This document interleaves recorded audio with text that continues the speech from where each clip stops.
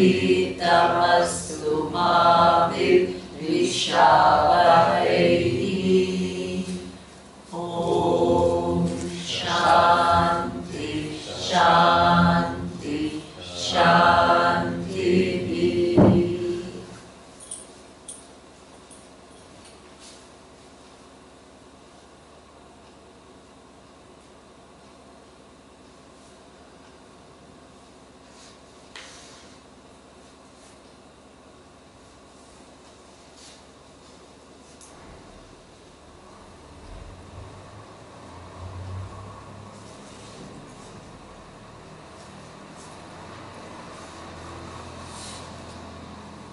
Okay, so you all have Adhyasa Bhasyam now with you. What I will do is, this is before the 4 sutras begin. Adi Shankaracharya has written commentaries, right? What I will do is, I will read this Sanskrit, which is part of the text, right? This text, and then I will explain the meaning. Before I do that, you must know who is the author of Brahma Sutra. The author of Brahma Sutra is Vyasa. So Vyasa is the one who codified Veda, right, and made the entire tradition, right, is an oral tradition. So when you read Western books about Indian philosophy, they will say how old are the Upanishads and how old is, there's a big date kind of a thing, where they would say, what is the date that they give to 1000 BC, 1500 BC. So that is what the date they give. Now, according to the tradition, this is the date where maybe the written books or literature was found on Vedanta. So our tradition, it says that it was an oral tradition. Oral tradition where it was transferred from the student to the teacher, right? Teacher to the student. From a teacher to a student for ages, right? So this is why we call it Sanatana Dharma. Sanatana Dharma means we don't put any date to this teaching. Okay? So the rishis, all these rishis, we don't know what the dates are. If you ask what is Kashyapa Rishi, Bhrigu Rishi, all these rishis, we don't have any dates, right? So that means Vyasa is not the author of the Vedas. Vyasa only what? The oral tradition which was going on, right? He put it in a book form. He put it in writing and he made it into 4 different Vedas. Okay? So before Vyasa made 4 Vedas, Vedic tradition was there, right? So therefore, this Vyasa, who had actually written the entire Veda, in form of these Brahma Sutra, he talks about what exactly is the Tatparya. Tatparya is the intention of Veda. You have all these 4 different Vedas, big books, right? They're written on the palm leaves, and you have such big. Now, if you look at in one of the lecture halls of Swamiji, they had one book of Veda which is this big, right? And you have 4 different Vedas. What are the Vedas? Sama Veda, Yajur Veda, Atharva Veda, and Rig Veda. So you have 4 Vedas, and all these books, what are they talking about? In one simple thing, if you want to, like as it said, right? Spirituality, huge. If you want to explain in short what is spirituality, then as he said, knowing yourself, right? Here, entire this huge books of Vedas, what are they talking about? What is the final thing that they are talking about? Okay, so therefore he wanted to write it, but he didn't write like this. He already did a lot of work. So this is what he wrote sutras. In that he explained what the end in this 11 words. He tells exactly what entire Vedanta Shastra is. Right? So therefore, he wrote those sutras, and Adi Shankaracharya has written commentaries on these sutras, right? And so therefore, how can we elaborate on these sutras? How do I know how to even begin to explain this, the first word Atha? How do I know, right? So therefore, luckily, Adi Shankaracharya has written extensive commentaries. So whatever you are going to study now is Adi Shankaracharya's commentaries on these Brahmasutras. So this text that you are seeing is Adi Shankaracharya's commentaries. So before he started writing commentaries on those 4 Brahmasutra, he writes an Adhyasa Bhashya.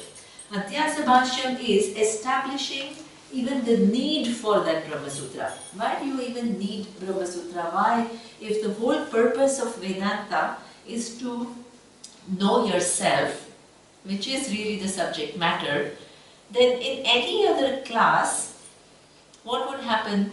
People would just say, okay, so now what do I need to know about myself, right? That's how the learning goes. But here it starts with an objection. What do you mean you need to know yourself? Don't we already know ourselves? So that is the first question. Based on what you are even starting to tell me that I need to know myself. So, I will read and then I will explain the meaning. Okay? Adhyasa Bhashya. Yushmat asmat pratyaya gocharayoho vishaya vishayinoho tamah prakashavat viruddha svabhavayoho itaretara bhava anupapatto siddhayam tat dharmanam api sutaretara bhava anupapattihi ataha asmat pratyaya gochare vishayini chidatmake yushmat pratyaya gocharasya vishayasya tad dharmanam cha adhyasaha tad viparyena vishayinaha tad dharmanam cha vishaye adhyasa mithya iti bhavito yuktam. Okay. So this is the first sentence. One sentence. What he's saying is, this is an opponent. He's saying, what knowing yourself, can you say that you don't know yourself? Can you say, can anybody say that I don't know myself at all? You can't, right? Because as I told you, from the time of the birth to whatever you have done up to now, you have done it for whom? For yourself. For yourself, right? And so you had all these dreams. I want to go to this school, I want to go to that college, I want this job, I want this particular, within this job, this department, I want this wife, I want to have this. Whatever you have decided, all the decisions that you have made up to now, right? If you did not know yourself, how would you make those decisions? Is it possible to not know yourself at all and make all those decisions?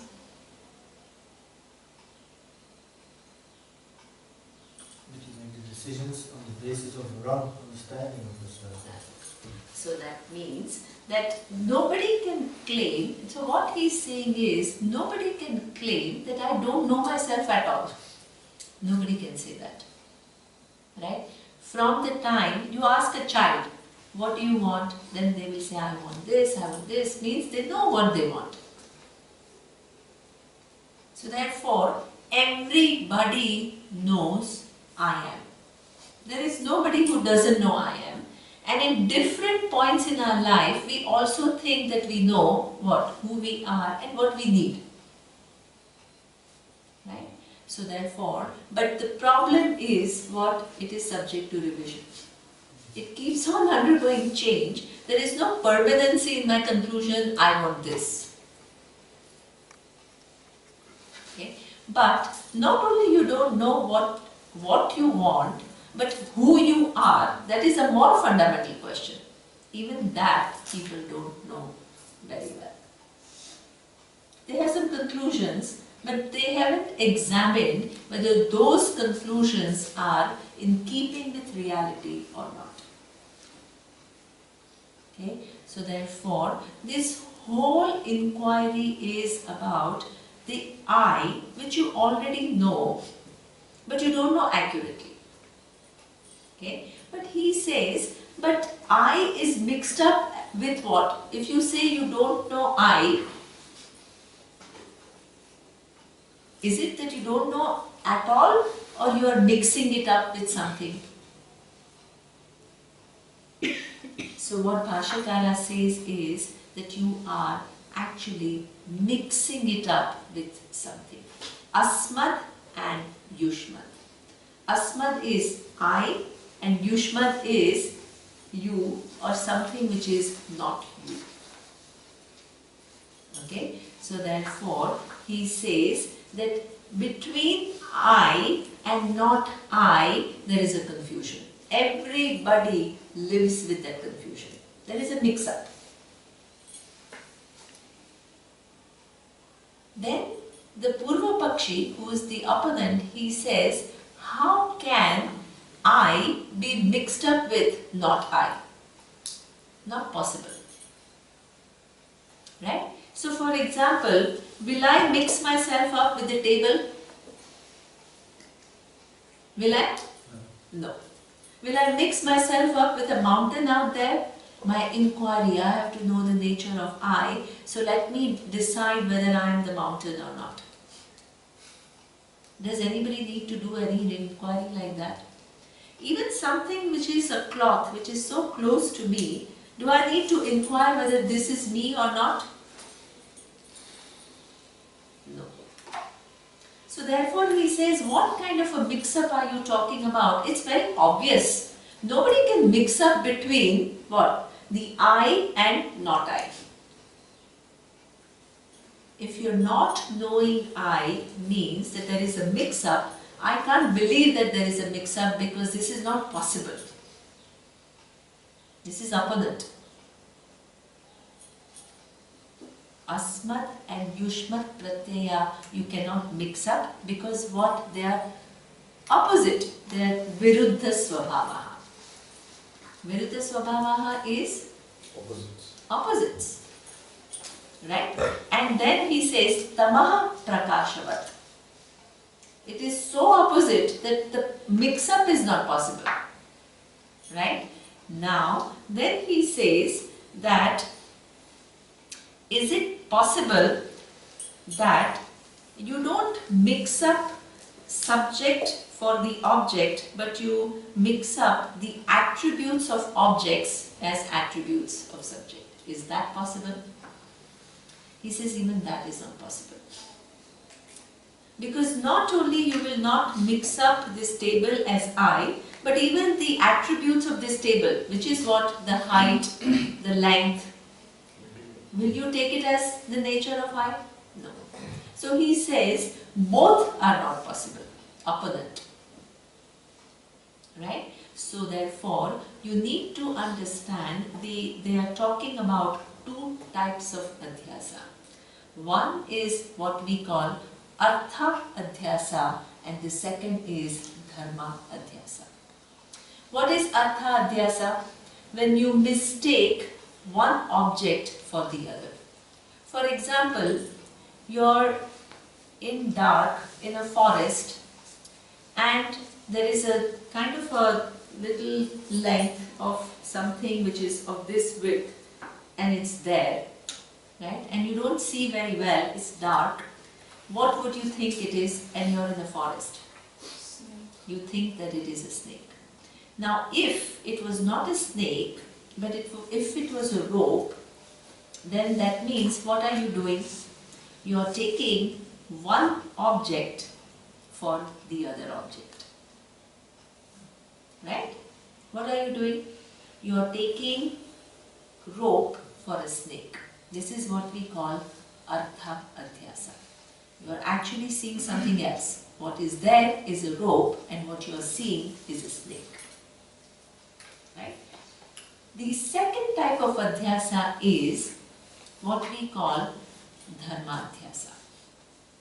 If I were to, now I have to find a transparent, okay, now just imagine, if there is a transparent glass and I put a red cloth behind it, how would you think that the glass which is transparent, what the first sight, what will you think, what is the color of the glass? Red. Right? So therefore, here, this is also an adhyasa. What is adhyasa? You are taking one thing for the other. Right? Now, here, are you taking a glass for a cloth? No. You are not taking glass for a cloth. What are you doing? The redness which belongs to the cloth, you are imputing it on the glass. The attribute. The attribute. Dharmadhyasa. One attribute you give it to a wrong place. Right? So there are two types of adhyasa. One is arthadhyasa. You mistake one object for the other. In the second adhyasa, you don't mistake one object for the other, but as Rajan says, you impute the attributes of one onto the other.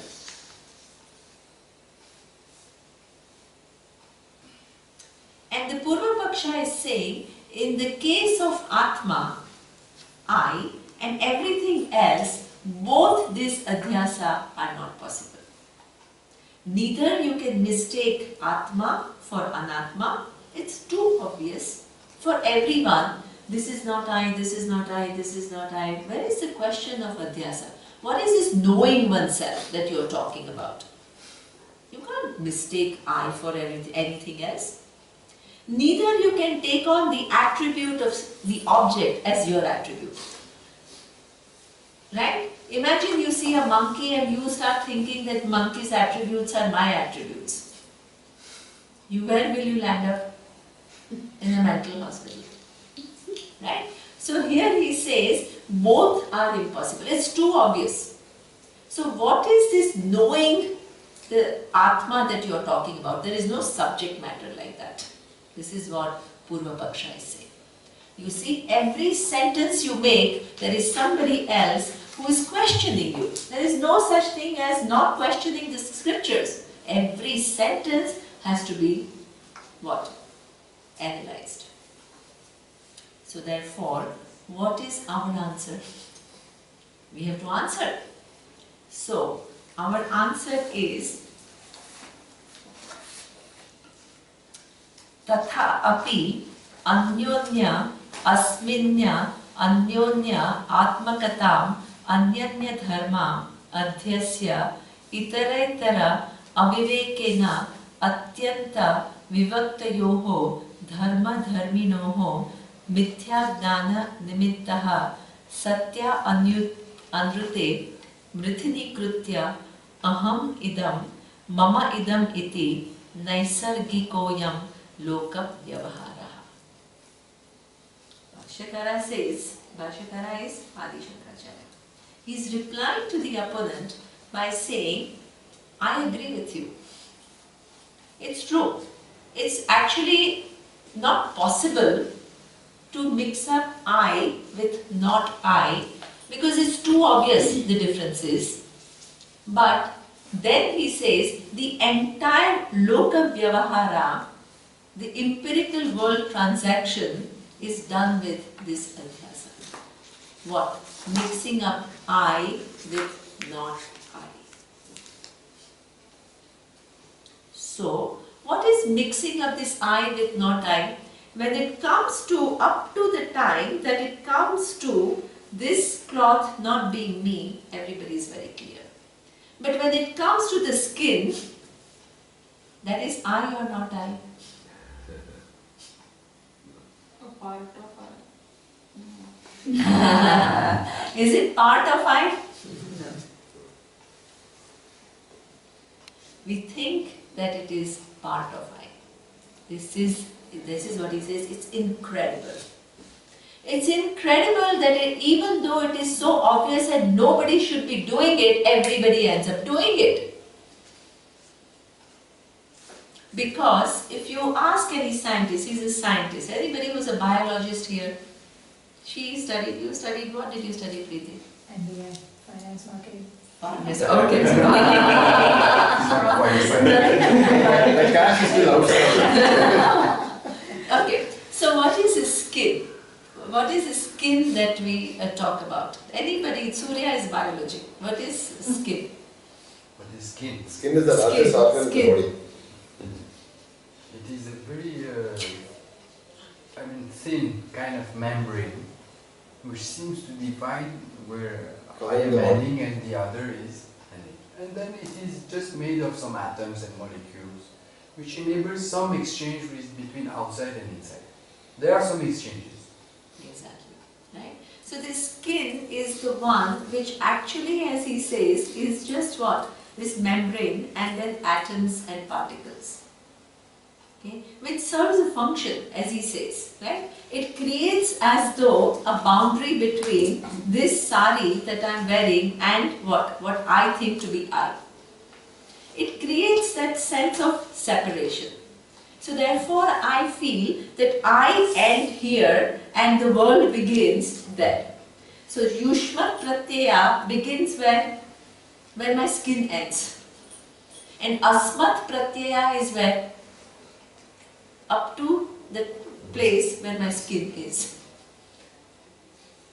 This is how the entire Loka Vyavahara takes place. Right? But if it was reality, then there is no mistake that needs to be corrected. But if this is not the reality, then there is a huge mistake that we are all making which needs to be corrected.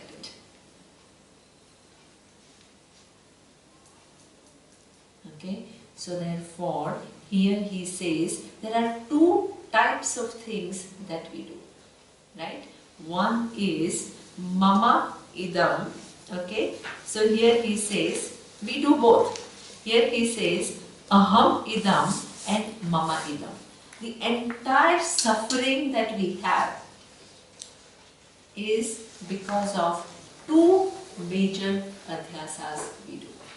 One is from the skin onward, everything that is whatever inside gets connected to what?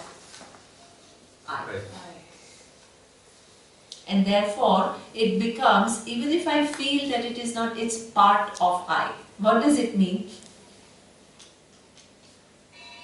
I is what? Assemblage of all those things. When I say it's part of I, that means I is the whole, it constitutes of all these parts. So what are the parts? Skin is a part, then what? Kidney is one part, then liver is one part, then heart. All these organs that Surya made you see through in the meditation, they all become part of I. Is this the truth about I? Why not? Well, if you lose a limb, that you consider yours, if you lose the limb, are you not I anymore? Are you any less an I? Excellent. Right? So therefore, absolutely right. Right? Imagine, so many cells that were there in your body when you were born, how many cells that you were born with are there with you right now? None. None. Right. So therefore, if you were as good as the cells, then what will happen? By the time all the cells are gone, it takes how long for all the cells to disappear at any given point in time, from one point in time to the other? 12 years. So that means by the time all the cells are gone, you will go. But that is not the case. And as Preeti very rightly says, that if you lose one limb, hope not, but if in case one does, right? So if I was that I would be cut into part. Do you feel yourself as cut? You are still the whole who is looking at what? A broken limb. Right? So therefore, there is this huge mistake that people make, which is actually quite mind-boggling. Something which is so obviously an object, we all start thinking that it is an I. And not only we start thinking of it as an I, but its attributes, which is what? The body, can you have a perfect body? It's always perfect. It's never perfect, I would say. Right? Can you have this, this is why these days, so the perfect body also, the definition of what is a perfect body also what? Undergoes so many different... It's subjective. Exactly. Because you look at all these medieval paintings and all, a beautiful body was what? Quite healthy body, with curves and all that. And now it is what? These very, very thin bodies are considered to be beautiful.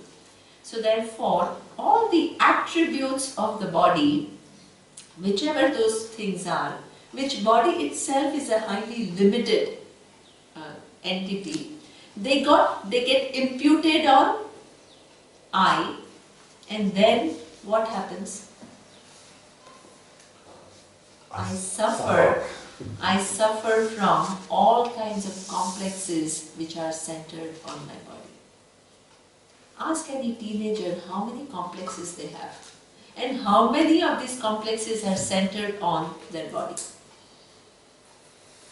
Either it's that I'm not fair, or I'm not tall, or I'm not thin, or all these, and every time you go out there and you see somebody else who you think is more beautiful, right? What happens to you? You start giving yourself more and more messages is, oh, I'm no good, I'm like this. You keep on what?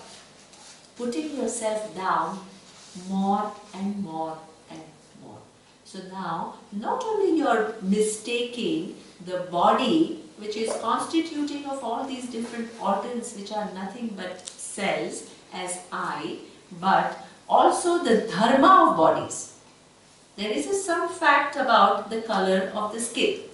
Somebody is fair, somebody is dark, that is a fact. But that dharma of the body you take on as dharma of I. The attributes of the body you take on as attributes of I, and you suffer because all the attributes that you want the body to be, it doesn't happen. So therefore, there is the second, both Artha Adhyasa is there and also Dharma Adhyasa is there. Artha Adhyasa is what is not I, which is body, is taken to be I, that is the first Adhyasa, Artha Adhyasa. The attributes of body are taken to be the attributes of I, which creates further suffering. And the first suffering is a huge suffering, because if I am not the body and if I take myself to be the body, then how long I want to be present in the universe? As long as the body lives. Permanently. I want to actually be present permanently, but if I define myself as the body, how long will I be existing? As long as the body lasts, which is how long? 30, 40, 50, 100 years. 100 years. Let's be optimistic and be a positive thinker and take it as 100 years. But what is this 100 years in a countless flow of time? Pretty insignificant. Right? So therefore, when I make this Adhyasa, already there is what? The first level of Adhyasa, which is what? Artha Adhyasa. I already become a mortal. By taking myself as good as the body, what do I become? A mortal. A mortal who is maximum going to live for 100 years. Now those 100 years are ticking. And how long I want to live? Permanently. So imagine the fear with which everybody lives. That's why anytime there is a talk of death or anything passing away, it's such a shock. Everybody knows that parents are going to go. Everybody knows. But when it actually happens, there is such a void. I myself have gone through that. There is such a deep void that you feel, oh my God, you know, these people who were like so close to me and who constantly thought about my well-being, they are no longer there. You feel like you are lost in this universe. So therefore, you not only have to see all your loved ones going, which is a huge shock, but you also then have to come to terms with what? You yourself going one day. That is another thing. Okay? So therefore, this at the level of this Adhyasa, when you make it and if you don't correct it, what is the cost? What is the cost? You are stuck with this mortality of yourself and all the people who are around you, who you love. You can't just afford to say, yeah, so what? Let me live with this Adhyasa. You can't. Because if you want solution to your suffering, you need to take care of this Adhyasa. This is the first Adhyasa. The second is, while the body is alive, you not only what you have Dharma Adhyasa, all the imperfections of the body which are constantly changing. With age you begin to lose your hair, they become white, you have to keep going to the parlor to make them whatever color you have. So constantly what? The body is not behaving as how you want it to behave, and all the limitations of the body you take it as your limitations, and you suffer not just mortality but what? Constantly.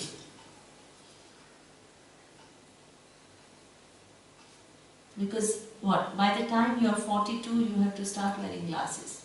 In Gujarati we call it Vedanta. So by 42 it's almost unavoidable that you have to, to read, you have to wear glasses. Then the wrinkles start coming. Right? The whole beauty business in France, and it's all cellulite this and then this and I don't know, all kinds of treatments. What are they fighting against? All the dharmas of the body, which is naturally declining, naturally undergoing changes. I want to stop it. Because why? Why I want to stop it? Because my eye is connected to that. If everything else is declining, I don't even notice. But if this is declining or this has one wrinkle, I cannot handle it.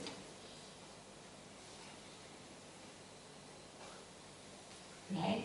So therefore, life has become very complex because we are all living with multiple Adhyasa, and keeping that Adhyasa, we are trying to solve the problem. Within that Adhyasa, then you say, oh, be positive, it's okay.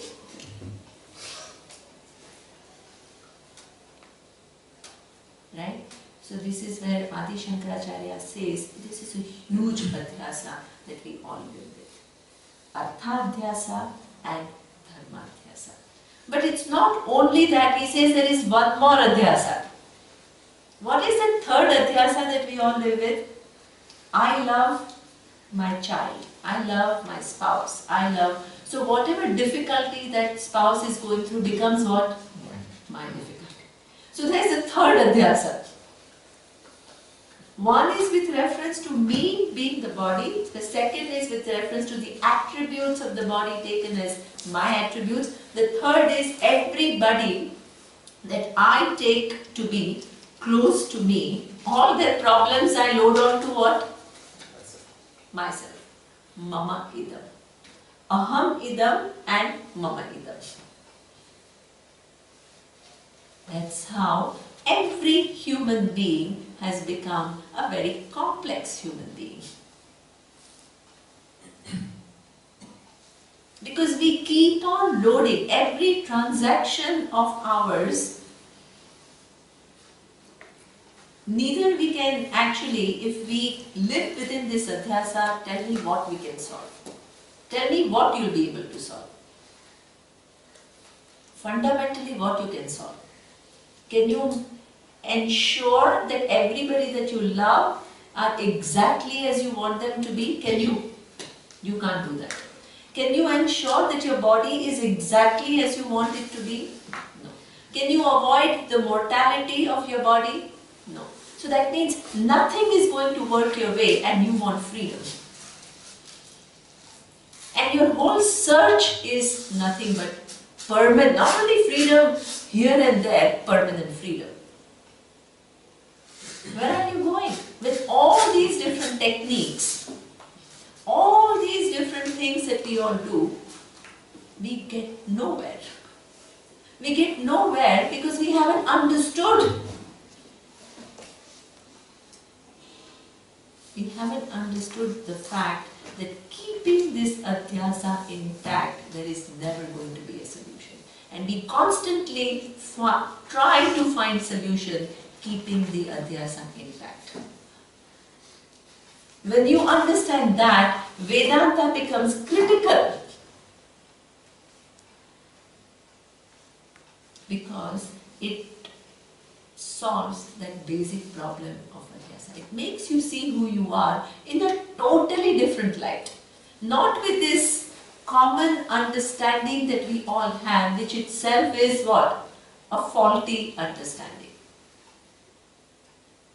Okay? So this is where Bhashyakara says that aham idam, mama idam. Okay? And with both of this, it is mithani kritya. It's all mixed up. And this is what he says, naisargikaha ayam loka vyavaharaha. All our transactions in the world are all mixed up with three mix-ups. Artha, dharma, and taking the loved ones, whatever attributes as my attributes. Okay? So therefore, he says, therefore the mistake is universal and complex. Okay? Now, just go through this, the notes, and then I will move to class 2. Okay?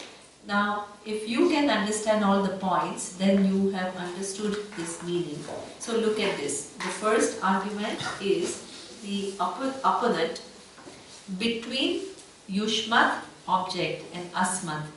There is a big difference. They are opposite in nature, like light and darkness. It is impossible to have a mix-up between the two. Right? Whose standpoint is this? Opponents. The opponents. Excellent. Right? They are saying it's impossible. What is this whole thing about knowing I?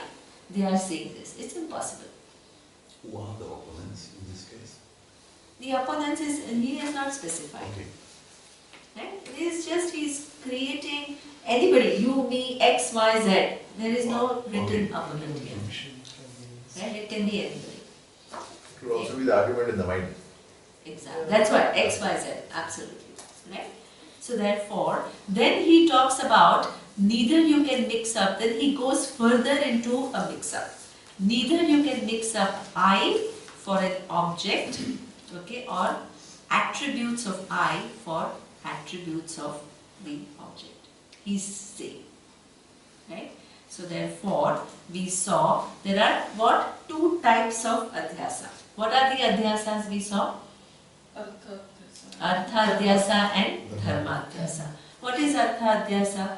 Just taking one object for the other. Excellent. You take one object for the other is artha adhyasa. What is dharma adhyasa? Just taking the attribute for Attribute of that. Exactly. So here he says both these types of adhyasas are not possible in this case. Okay. Now, how does Bhashyakara reply to this objection?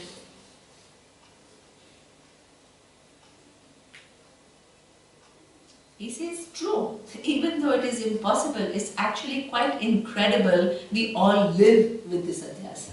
He goes along, he says, yeah, it's true, it's impossible, but still we all do it. And because we do it, this teaching becomes essential. I didn't ask you to have that Adhyasa, and you have it. So my job is to what? Don't ask me where did it come from. How is it possible? You have it. So if you have it, what do? You help yourself to a method of teaching which helps you to remove it. Right? So he says, my job is to help you to remove it. Right? So the entire transaction, it's not one person who's doing it. The entire transactional world makes this mistake. That's why it becomes a norm. Right? And what is Anatma, which is body, mind, senses, is taken to be Atma. Okay? And also the attributes of body and mind are taken to be attributes of I. So this is why when you say, I am happy, I am sad, what kind of Adhyasa is this? Artha Adhyasa or Dharma Adhyasa? I'm happy, I'm sad. Brahmasutras. It's a Dharma Adhyasa. So you take the attributes of mind, which is what? Happiness or sadness. As attributes of I. So it is Dharma Adhyasa. Excellent. Right? So therefore, and this mistake is universal and complex. And there is a third type of Adhyasa which I said, Mama Idam. Bhashyakara said, Mama Idam. So somebody else, my son, something happened, so I take it on to myself. Right? That is even the third type of Adhyasa. Is it clear? Okay, good. So now, Adhyasa we can say reasoning. no, Adhyasa means a mistake. Now, It's a mistake. yeah, it's a mistake that we make. So, as I told you, when you ask somebody, what is Vedanta Shastra? So then they said, okay, it's knowing the nature of I. So that means when I say it is knowing the nature of I, what does it imply? That I don't know the nature of I. You follow the logic that I give. Then I say, but I can't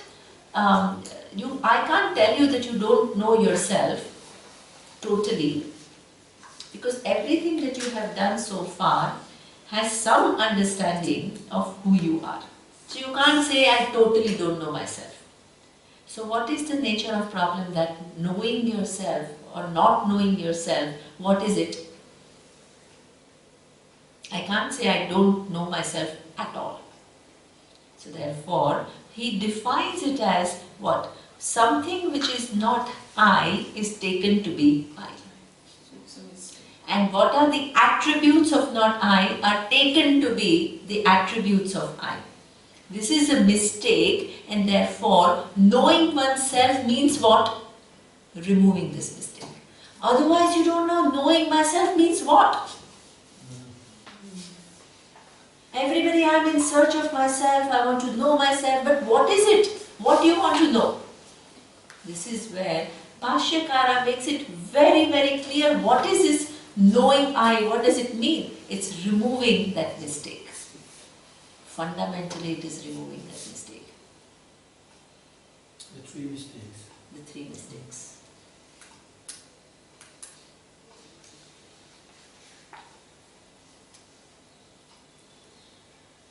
Right?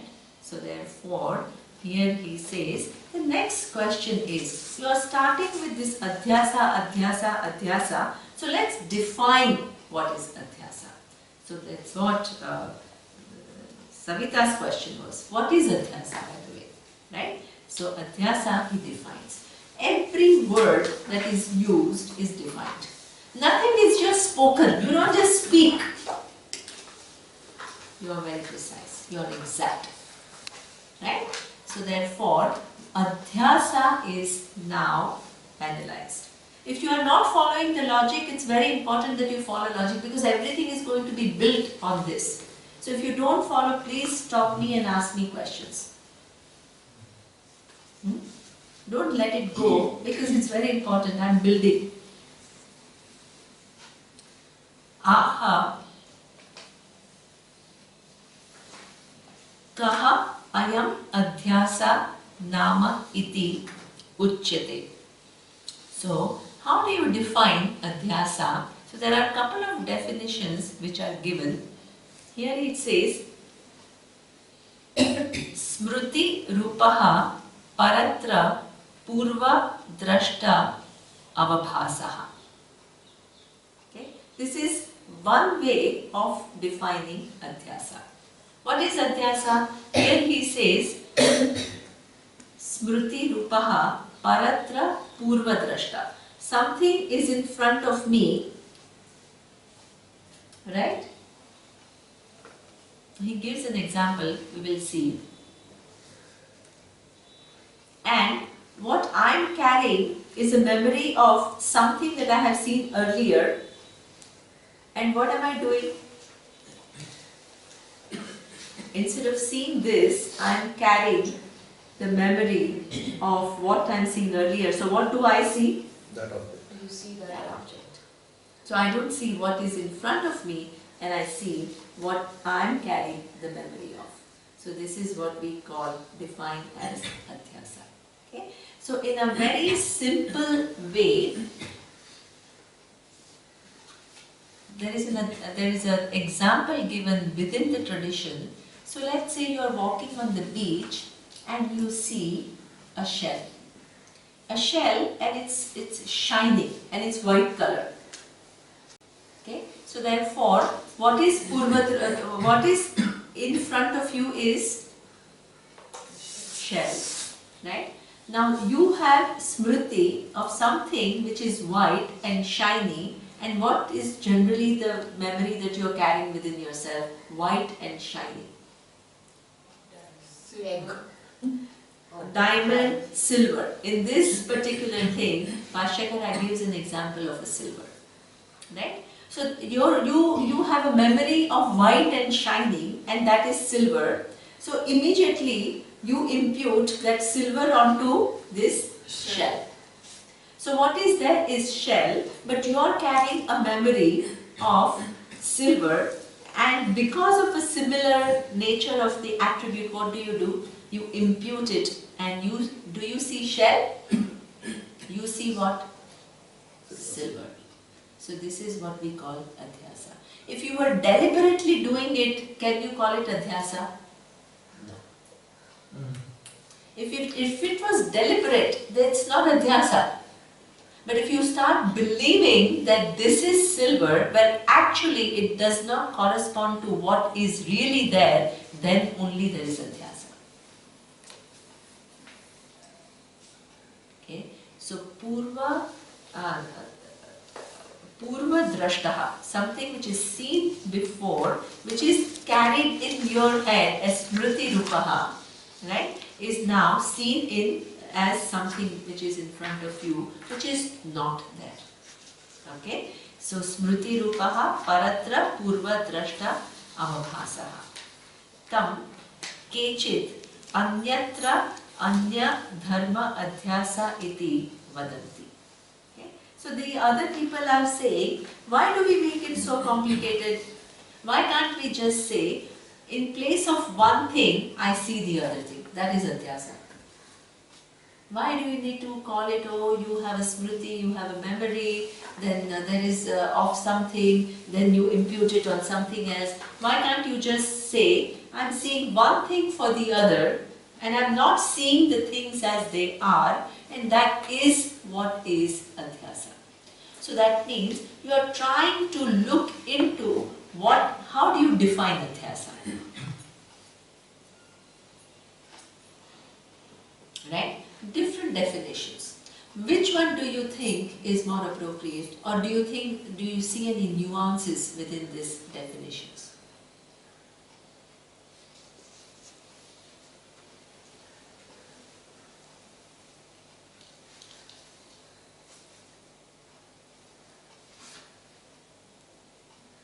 One is trying to understand the causality, which explains the thinking of the mind, which leads to the mistaking of it. Excellent. One is just talking about mistaking the other, one object for the other. That is the definition, which is a simple definition. The second is, as Preeti very rightly says, what leads to that mistake. It looks at that causality. The first definition looks at that causality. Why how is it possible that you mistake one thing for the other? So the first definition looks into the why do we make that mistake. Perfect. Perfect. Right? So this is how the Adhyasa is analyzed. But, and then there is other people who are saying, Anyetu, there is a third person who is having their own definition of Adhyasa. Excuse me, can you repeat what you said? Because I don't understand. Okay, can you explain? No, yes, sir. You do it better, I'm sure. Explain. So in the second case, we're just saying, it's a bottle, why are you assuming it's a cup? It's a bottle, it's a cup. The other one is saying, why did I mistake this bottle for a cup? Is it because I had a prior memory or a prior association, or I need to understand why I made that mistake, which helps me better understand the nature of my error, so I can fix it better. Otherwise, I'm just saying, I just saw it erroneously, that's all. So it's understanding the cause. Yes, but I thought that you explained the cause already. Yeah, the cause here is Purva Drishtaha, right? As I told you, Smriti Rupaha, right? You have seen something white and you have seen something shiny, right? And you carry a memory of white and shining according to you is what? You are creating a silver, right? So that means we create a memory, we have associations which are stored in our mind. So next time you see something white and shiny, instead of looking at it just and inquiring, you immediately come to a conclusion that this is a silver. You understand? Yes, but in one sense, your memory, you need your memory to help you, but your memory is not working properly. Yeah, exactly. So this is why Adhyasa, right? So it's true. Here, that's exactly the problem, right? Why is Adhyasa? Why do we make a mistake? Yes. Yeah. So we make a mistake because our memory, we have associations we have made, and those are not properly analyzed. And I think in being aware that we are capable of those kind of mistakes, we'll be more careful next time I jump to a conclusion and say, it's possible that I'm thinking wrongly about it. Let me make sure I've actually given the right reasons for my conclusions. So our memory is not well trained enough to be accurate. No, we're using it wrongly. Exactly. See, memory is just, it's a tool. Memory is a tool which is what telling you silver and shiny and white is silver. But the problem that we have is, which is true, it's not a false thing, Actually, right? But when you start to say that everything which is shiny and white is silver, is what have you done? You have overextended. the other extension of the issue is that unknown and not defining is something that we suffer on account of the mind, that if we see something and we don't know, we are very uncomfortable with that. So we like to associate and bring something that is there and say, now I know. So that unknowing part, which is largely the problem of the human mind, causes the association very quickly before actually observing it. Right. Absolutely. So that is the major problem of the mind, that we tend to associate because if we say we don't know, we are uncomfortable saying I don't know. I can't stick with I don't know. So I have to know. So how do I know? I bring something and bring it back saying, now I know, this is related to that. And that is why the error occurs. And that's why we overgeneralize, right? Many things which are true, but it need not always be true. So for example, when there are tears, right, you assume what? Sadness. The person is sad. But it's true that when there are tears, the person is sad, but is it true that every time there is a tear, the person is sad? No. Yeah, I could be cutting an onion also. Yeah, exactly. You could be cutting an onion and you have what? So this is where we make a mistake. We are not totally wrong. But we jump to conclusions without looking at why this time. Okay? So this is how one has to really begin. The Vedanta is not a small thing. You have to train to be a really good thinker. Can I ask a question? Yes. Like in case of Adhyasa, Brahmasutras, when we are mistaking the body to be I or the attribute of the body to be I, but it's happening all the time. Yes. So is the memory working wrongly all the time? Or So what that is it means doing? Yeah, in fact, this is a very, very good question, and in fact, the psychology this can be answered at two levels, right? So, for example, let's first take it at a very simple level, right? So, for example, as a child, in your experience, you felt that you were not loved, right? This is your experience as a child. Now, as you grow, what do? You carry forward that memory of not being loved to every interaction that you have. So you meet new people who are not in your life when you were a child. You meet your boyfriend, you meet your friends, and every time you end up feeling what? I'm not loved. What are you doing? You're carrying the memory of that event and you are superimposing it on present characters. Huge problem, right? So therefore, this is what we call, what kind of adhyasa is this? Sorry. This is Brahmadhyasa. Right? It is a Brahmadhyasa. Because whatever was going on as a child, I've experienced now, and I see it in other characters who were not present in my childhood. Okay? Now, so therefore that happens through memory. Okay? Now in the second one, which is a more fundamental problem, right? Everybody takes oneself to be what? This body and mind, and the characteristics of body and mind are characteristics of I. Okay? So that means every limitation that I have, which I have imputed on myself because of this mistake, I keep on making it what? Bigger and bigger and bigger. Because imagine, mama idam is also my adhyasa. And if there are 10 people and I can't control even one and get them to do what I want them to do, then one thing is a fact, I can't control the other person. But second thing is, I start telling myself what? This person is bad, or I'm a victim, or you keep on building a story, and that story over the time becomes what? Bigger and bigger and bigger. That one memory is what? 5 thoughts. Then after 1 or 2 years it becomes what? Because you dwelled on it. How many thoughts? Cumulative. So you create a distorted reality. Exactly. So by the time you are 25 or 26, you have created a distorted reality which is very well entrenched. And that becomes your worldview. So it's a deep issue, it's not a small thing. And this is why, if you don't take care of all these adhyasas, our teacher used to say that if from other planet, if some who are people, wise people, they would come to our planet and they will see all the people, they'll think this entire thing is a mental asylum.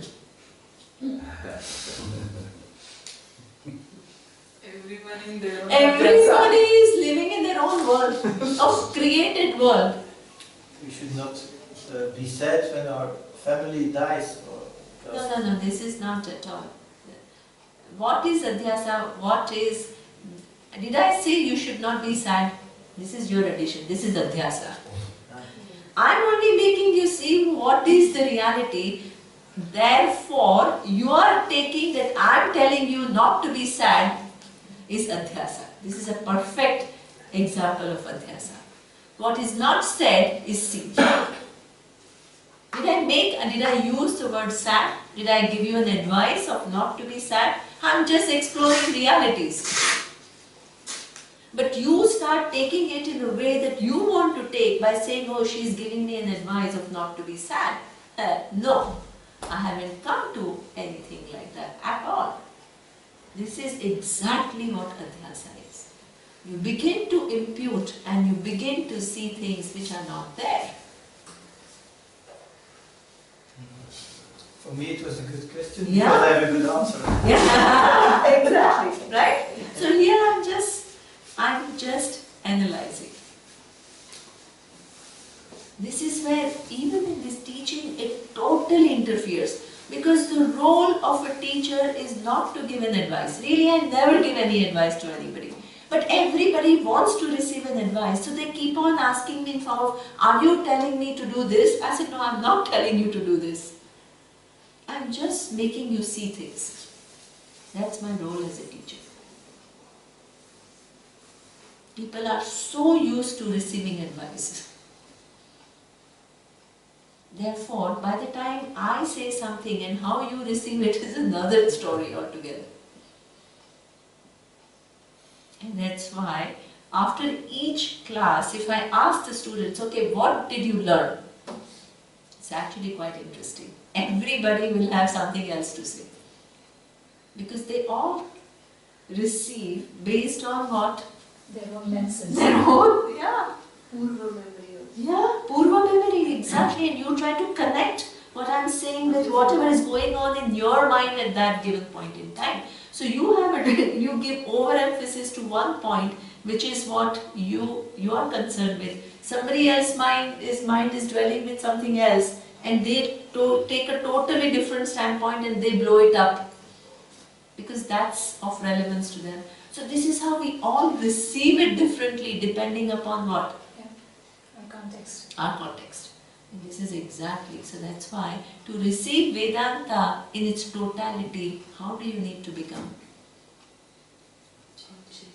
Objective.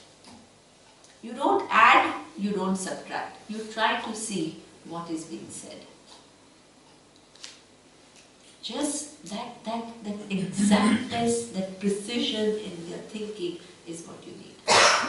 That is connecting to the truth. The whole point of connecting to the truth is you don't add your own things.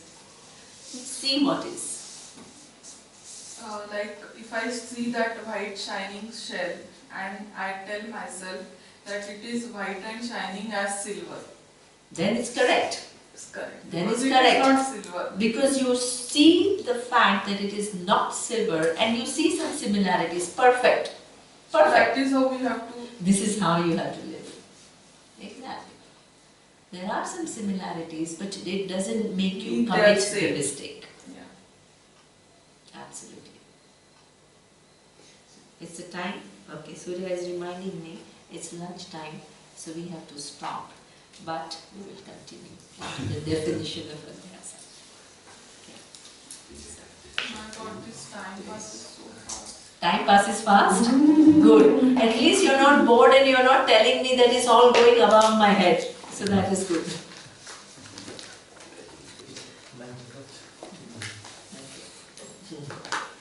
Om Sahana Om Purnamada Purnamidam Purnat Purnamudachyate Purnasya Purnamadaya Purnameva Vashishyate Om